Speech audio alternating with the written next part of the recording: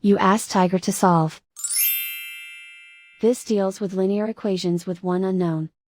The final result is x equals -20. Let's solve it step by step.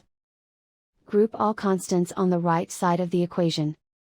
Subtract 500 from both sides. Simplify the arithmetic.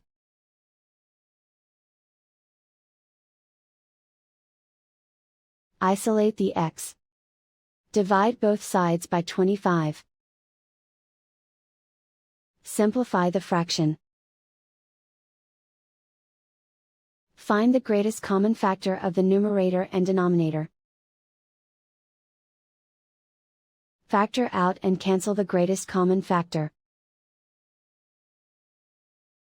And so the final result is x equals -20.